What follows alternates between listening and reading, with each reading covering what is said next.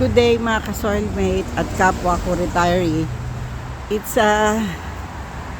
February 3rd, 2026. Ito ngayon ang aming street dito sa Langley, BC sa 200 and 66 Avenue. So thank you Lord, walang snow, although malamig at payapa, although maingay ang sasakyan.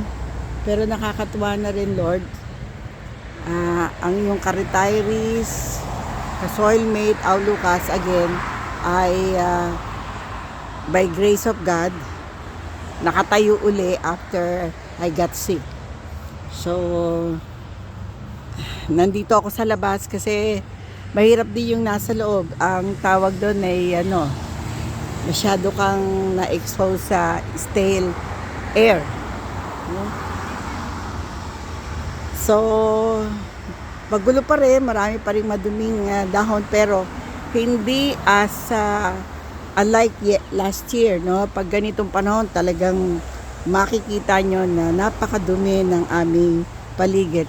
A little bit nalilinis namin kahit papano kasi I'm trying my best to move and do some cleaning kahit konti-konti kasi kailangan pag senior ka, yung gumagalaw ka, sabi nga nila. So, eto, nakabawas ako ng konti. May mga plants na nag-survive. And, nakakalukot, namatay yung iba, pero nakakatuwa din dahil yung mga namamatay na halaman ay perennial. So, it means babalik siya. No? Tulad nito, yan. Kita nyo, nagsisimula na siyang maging green. Yan. Hopefully magpatuloy at yung iba pang buhay ay kailangan na lang alisan ng mga tuyong dahon. So I hope some of the Filipinos who are here in Canada are not exposed to too much snow, like yung mga nakatira sa Ontario, Toronto, Canada. Yung po yung nasa eastern part ng Canada. Kami pong mga taga-BC ay nasa western side. Kaya, salamat sa Diyos. Sabi nga nila, aming cost of living is quite high compared to those who are living in other provinces.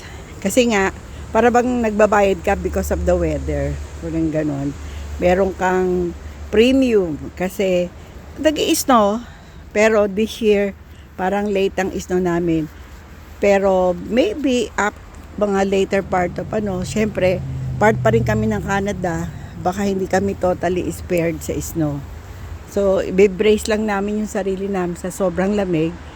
And being creative kung paano natin mapapasaya ang ating buhay habang winter. So, ganito lang ako. Pagka winter, konting linis, konting upo, konting tayo, paluto-luto.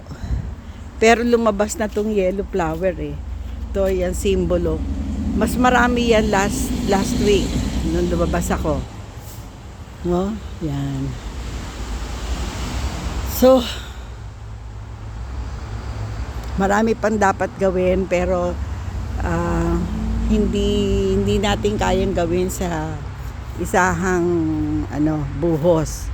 But at least I made the first initial step today para makabawas ako sa konting dumi. No, yan. Daming gagawin. Parang itong punong ito, puno yan ng peras ng kapitbahay namin. Parang gusto kong putulin pero hindi pwede kasi within the fence. Yun ang mga ruling dito.